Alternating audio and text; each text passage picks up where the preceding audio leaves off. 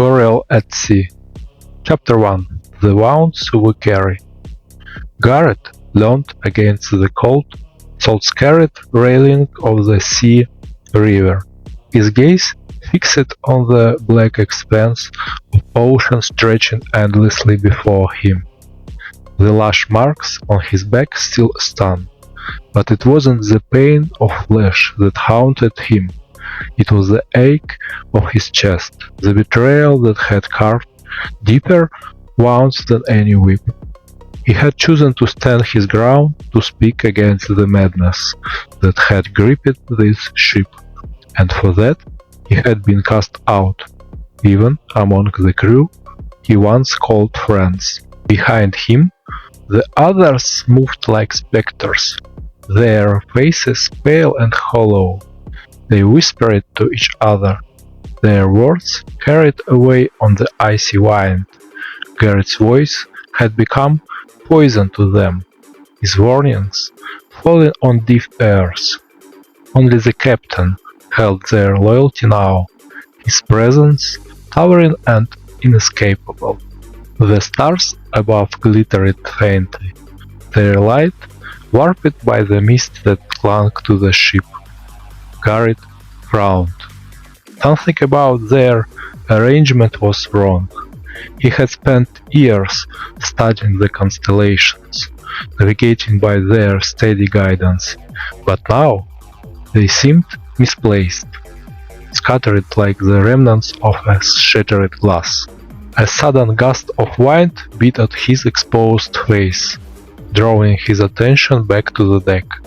He pulled his coat tighter and glanced toward the captain's cabin.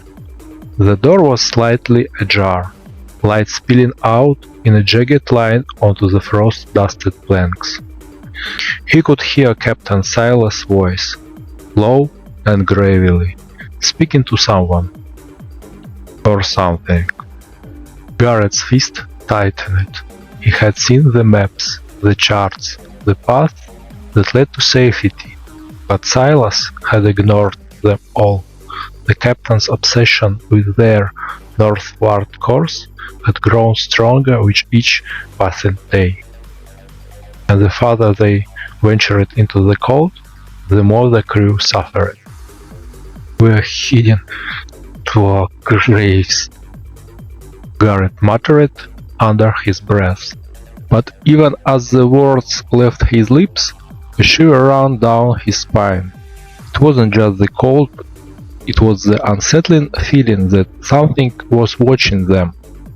Something vast and patient, waiting just beyond the veil of mist. Far below, the waves roared, a reminder of the depth that lay beneath. Garrett tore his gaze from the ocean and turned back toward the captain's cabin.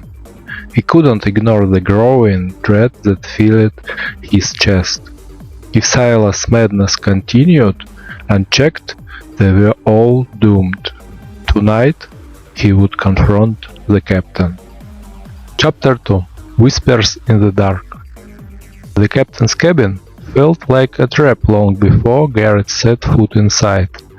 He hesitated at the door, the faint glow of lamplight spilling out onto the frost-slicked deck. From within, Captain Silas' voice carried on the icy air, low and rasping, speaking in a language Garrett didn't recognize. It was a guttural sound, like a grinding of stone against stone, but beneath it there was something else, a rhythm, almost musical, like the ebb and flow of the sea. Taking a deep breath, Garrett pushed the door open. Silas looked up sharply, his sunken eyes catching the lamplight. The air inside was thick, smelling of spirit rum and something metallic. Spread across the captain's desk were charts and maps, their edges curling from the damp. But these were no ordinary maps. The lines seemed to shift as Garrett stared at them, the markings writhing like worms beneath his gaze.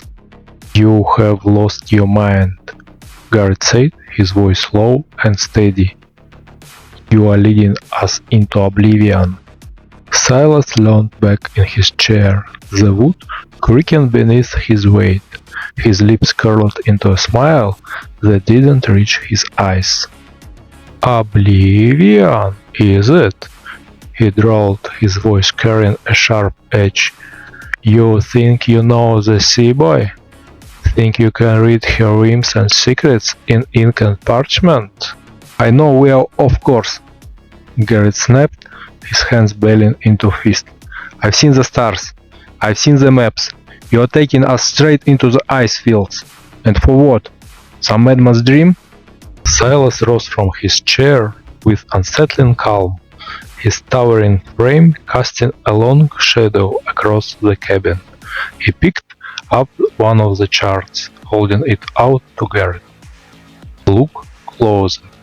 Reluctantly, Garrett stepped forward. The map was unlike any he had seen before. The lines crisscrossed in chaotic patterns, forming shapes that hurt to look at. Strange symbols marked the edges, spirals, and sigils that seemed to pulse with a life of their own. At the center of the map was a mark, a single point, encircled by jagged lines. "That's where we are headed," Silas said, his voice a reverent whisper. "There is nothing there," Garrett replied, though his words felt hollow. The longer he stared at the map, the more the mark seemed to draw him in, pulling at the edges of his mind. Just ice and death. "More than that," Silas said, his tone sharpening. "She calls to me. I hear her in the waves, in the wind. She's waiting." "You are insane," Garrett said, backing away from the desk. "You have doomed us all." Silas' laughter followed him as he turned and fled, the sound echoing in his ears like the caw of a raven. Outside, the mist had thickened, and the stars were gone. Garrett leaned against the railing, sucking in deep breaths, trying to steady the pounding of his heart. But the whispers followed him, carried on the wind. Words he couldn't understand, but somehow knew were meant for him. Chapter 3. The Rising Mist. The mist thickened overnight, swallowing the ship in an impenetrable shroud. Garrett walked to the creak of timbers and the muffled voices of the crew. Their words carried no urgency, just the flat monotone of men who had given up hope. Stepping onto the deck, he shivered as the cold beat through his coat. The world had narrowed to the length of the ship. Beyond that, nothing but swirling grey. The sea was early calm, its surface smooth and black like polished obsidian.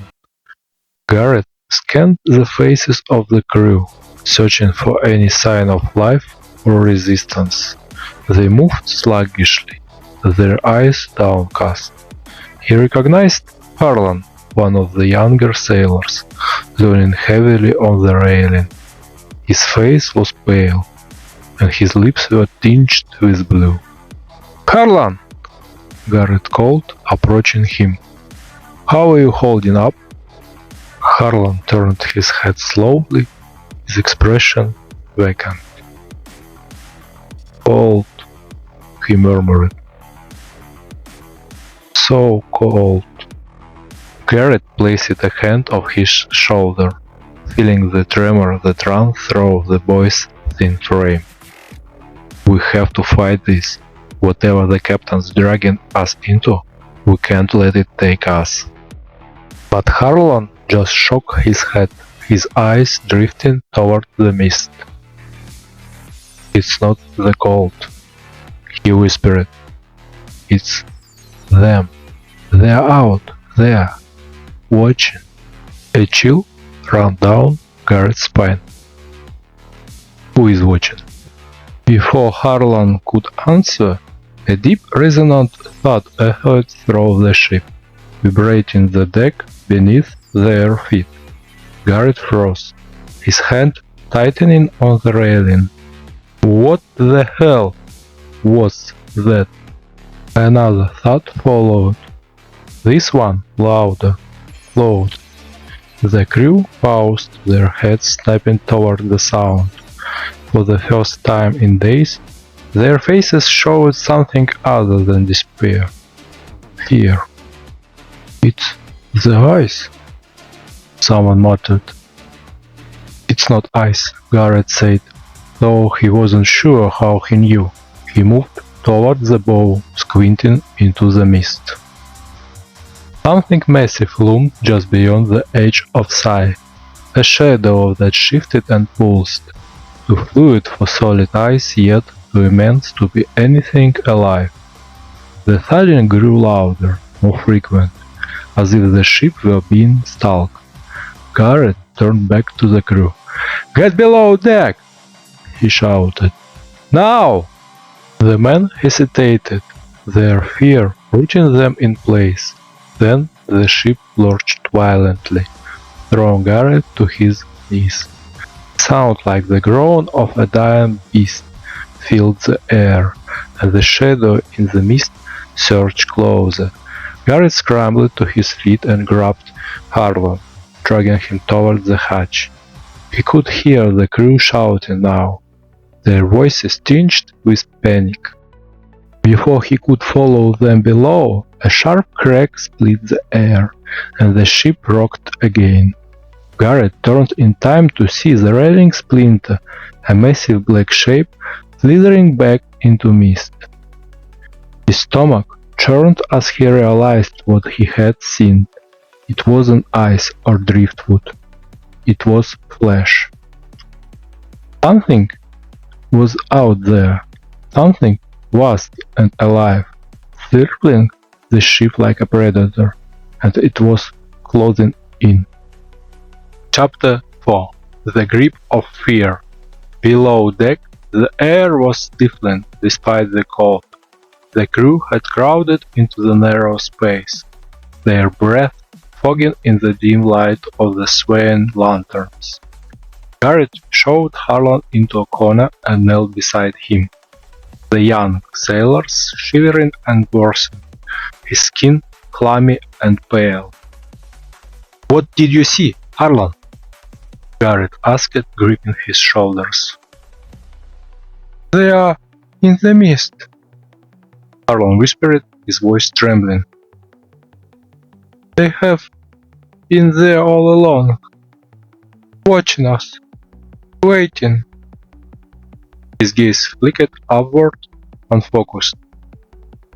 "They're not of this world." Garrett glanced around the others. Fear had seeped into every corner of the hold. Some men were praying, others muttering to themselves or clutching at trinkets and charms.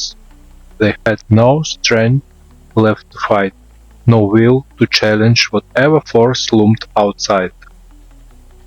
"We can't stay down here," Garrett said, rising to his feet. "If the ship's under attack, we need to act." "No!" one of the older sailors muttered, his voice shaking. "There is nothing to fight. We will die if we go up there." Garrett clenched his fist. "We will die if we stay down here. At least up there we have a chance." The ship lurched again, throwing several men to the floor. The sound of splintering wood reached their ears, followed by the unmistakable groan of something massive brushing against the hull. Garrett turned to the ladder leading to the deck. "Stay if you want, but I'm not going down without a fight." He climbed quickly, the cold air hitting him like a slap as he emerged. The mist had thickened even further, reducing visibility to just a few feet. The deck was coated in frost, and the shattered remains of the railing glistened like jagged teeth. The thudding sound returned, accompanied by a low, resonant hum that seemed to vibrate in Garrett's chest. He scanned the water, searching for the source. Then he saw it. The shape loomed in the mist, larger than any iceberg. Its surface was smooth and black, like a wet stone, but it moved with a slow, deliberate grace. Garrett's breath caught in his throat as a single, enormous eye blinked open, its gaze locking onto him. The hum intensified, and Garrett fell to his knees, clutching his head as the sound reverberated through his skull. It wasn't just a noise, it was a voice, a presence, pressing into his mind, filling it with alien whispers. "Garrett!" a voice shouted from behind him. He turned to see one of the crew, a burly man named Anders, standing in the doorway of the hall. Anders' face was pale, his eyes wide with terror. "What is it?" Garrett struggled to his feet, his legs shaking. "I don't know, but it's watching us." As if in response, the mist began to swirl, forming spiraling patterns that seemed almost purposeful. The eye blinked again, and the hum grew louder. "We need to get out of here," Garrett said. "We have to turn the ship around." Anders shook his head. "The captain won't allow it. He's locked himself in the cabin." Garrett cursed under his breath. "Then we will have to make him." The ship shuddered violently, and a deafening crack split the air as one of the masts toppled, crashing to the deck in a spray of splinters. The crew below began shouting, their cries of panic rising above the hum. Garrett turned back to the mists, his heart pounding. Whatever this thing was, it wasn't going to let them live without a fight. Chapter 5. The Captain's Gambit. Garrett kicked open the door to the captain's cabin, his breath steaming in the frigid air. The room was a chaotic mess, maps and charts scattered across the desk. Bottles of rum smashed against the floor. Captain Silas stood at the far end, facing a small frost-encrusted porthole. His back was to Garrett, but his reflection in the glass was anything but human. The captain's features twisted and shifted, his eyes glowing faintly with an otherworldly light. His lips moved, murmuring in the same guttural language Garrett had heard before. It wasn't a prayer, it was a conversation. "Silas!" Garrett shouted, his voice shaking with a fury and fear. "You have doomed us all! Call this off before it's too late!" The captain turned slowly, his expression serene, almost smug. His sunken eyes seemed deeper now, the glow within them pulsing faintly like dying embers. "Call it off," Silas said, his voice calm and measured. "You don't understand, boy.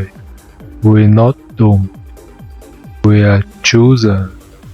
Garrett stepped closer, his fist clenching at his side. "Chosen? For what? To die? Look outside.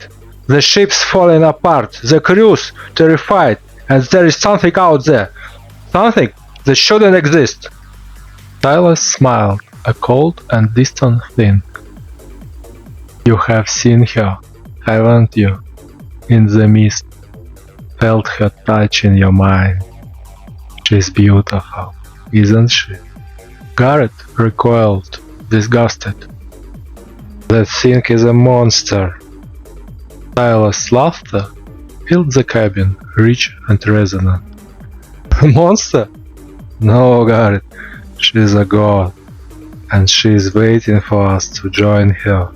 You are insane, Garrett spat. This isn't destiny, it's suicide.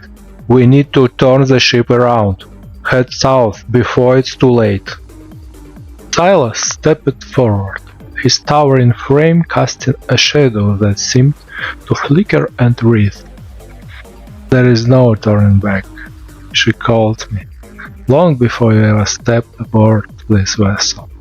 And now, we are so close. Can't you feel it? The pull. Garrett glared at him, his rage boiling over. You have killed us all for some delusion! In a blur of motion, Silas drew a pistol from his belt and leveled it at Garrett's chest. You have seen too much, the captain said, his voice low and steady. And I can't have you interfering now. Garrett froze, his mind racing. The hum outside had grown louder, the ship groaning as if under immense pressure. He could feel the presence in the mist pressing closer, its intent as cold and unyielding as their eyes. Before Silas could fire, the ship lurched violently, throwing them both off balance. The pistol discharged with a deafening crack, the shot going wide. Garrett stumbled, but managed to stay on his feet, using the moment to rush forward. He slumped into Silas, the two men crashing against the desk. The captain lashed out, his strength inhuman, but Garrett managed to wrestle the pistol from his grasp. You are not taking us all down with you, Garrett growled, slamming the butt of the pistol into Silas' temple. The captain crumpled to the floor, unconscious. Garrett stood over him, his chest heaving. He glanced at the charts spread across the desk, their shifting lines and symbols almost hypnotic. For a moment, he felt the pull Silas had described, a faint, insistent tug at the edges of his mind, urging him forward. Shaking his head, he shoved the feeling aside and grabbed the charts. No more games, he muttered, heading back towards the deck. But as he stepped outside, the mist swirled around him, thicker and darker than before. The ship groaned beneath his feet, and the whispers grew louder, filling the air like a chorus of the damned. The presence in the mist wasn't just watching anymore. It was coming. Chapter 6. The ice claims its own. The mist pressed against the ship like a living thing, cold and suffocating. Garrett stumbled onto the deck, the stolen charts clutched in his hands. Around him, the ship was unraveling, ropes snapping, timbers splintering. The remaining mast leaning precariously as though bowing to the unseen force surrounding them. The crew was in chaos. Some huddled together, whispering prayers through the chattering teeth, while others had succumbed to madness, lying at the rails or screaming into the mist. Garrett spotted Anders near the helm, trying in vain to steer the ship, though the wheel spun uselessly beneath his hands. Anders! Garrett shouted, rushing to him. The burly sailor turned, his face a mask of desperation. It's no use, he cried. The current's taken us. We can't turn home. We have to try, Garrett yelled, He thrust the chart toward Anders, their alien markings glowing faintly in the dim light. "The captain was following this! There has to be a way to escape!" Anders stared at the shifting lines, his expression twisting in confusion and fear. "This isn't a map," he said, his voice trembling. It's a summoning." Before Garrett could respond, the ship shuddered violently, and a defeating crack split the air. He turned to see the hull splitting apart near the bow, jagged eyes spearing through the wood like claws. The black water turned around the ship, and Garrett caught a glimpse of something messy just below the surface. A dark, shifting form that defied reason. "They are here!" Harlan's voice came from behind him, faint and brittle. Garrett spun to find the young sailor standing at the center of the deck, his face pale and early calm. "Harlan! Get below!" Garrett shouted, but the boy shook his head, a strange smile creeping across his lips. "It's too late. She's already taken us." Before Garrett could move, Harlan collapsed to his knees, his head snapping back as his body convulsed. His mouth opened wide, and an unnatural sound poured forth, a guttural, reverberating hum that matched the rhythm in the air. The sound grew louder, amplified by the mist, until it seemed to come from everywhere at once. The crew froze, their terrified faces turning toward Harlan. One by one, they began to drop, their bodies writhing as the same sound erupted from their throats. Garrett staggered backward, his heart pounding. The mist parted, revealing the shape Garrett had glimpsed earlier. It was enormous, larger than the ship itself, its surface glistening like wet stone. Dozens of eyes opened across its body, their glowing gazes fixed on the ship. A feeling of utter insignificance washed over Garrett, the weight of the thing's presence crushing his thoughts.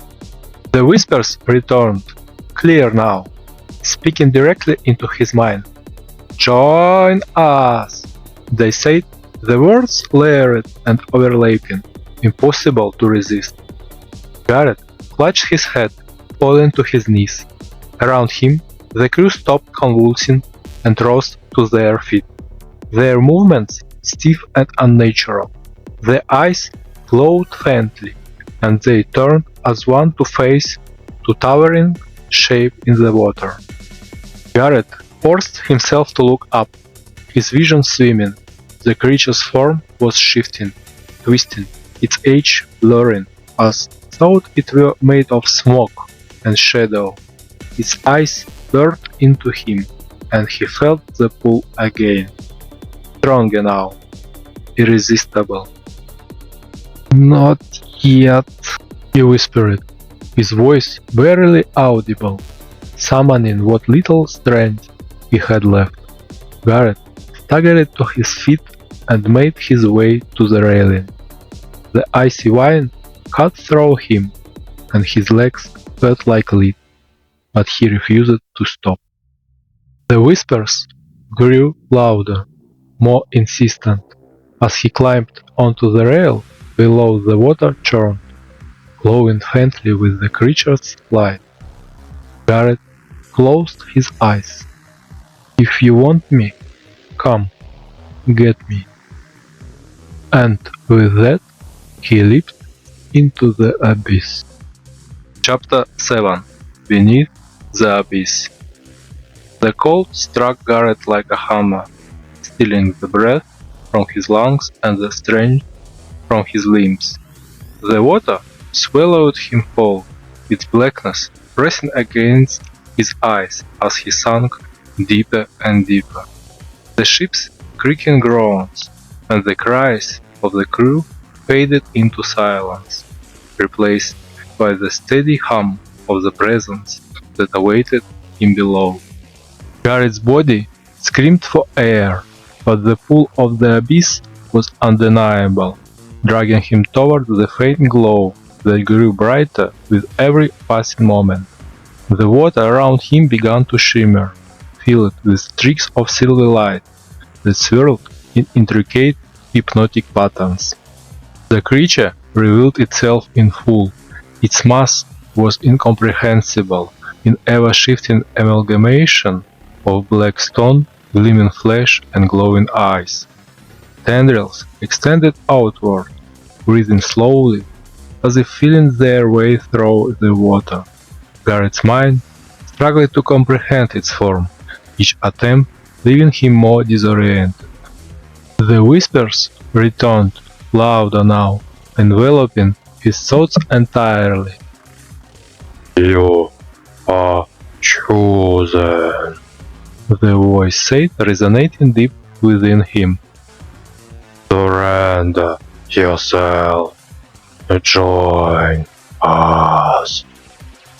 For a moment, Garrett felt peace, a blissful numbing acceptance that promised release from the pain and terror of his journey. The light of the creature was warm, beckoning him closer, offering escape from the endless cold. But then he remembered the crew, their lifeless faces and glowing eyes, moving like puppets under its control. He remembered the captain's fanatic smile and the madness in his words. This wasn't salvation. It was enslavement. Garrett clenched his fist, forcing his limbs to move against the crushing pressure of the depths. He turned away from the light and kicked upward, his lungs burning as he fought against the pull of the abyss. The creature's tendrils shifted, reacting to his defiance. One shot forward, brushing his leg with a cold electric sting. The whispers turned into a roar, filled with anger and urgency. "You cannot escape. You belong to us." Garrett felt the tendrils closing in, the water around him growing brighter. As the creature pursued him, he pushed himself harder, his vision narrowing as his body reached its limits. Just as the last of his strength ebbed away, he broke the surface, gasping for air as the freezing wind tore at his skin. The current began to pull him northward, toward the ice fields. He shivered, his body numb, as he watched the distant horizon. A faint glow appeared in the mist, too far away to discern. Was it another ship, land, or something else entirely? The whispers grew louder, and Garrett's head dipped beneath the waves.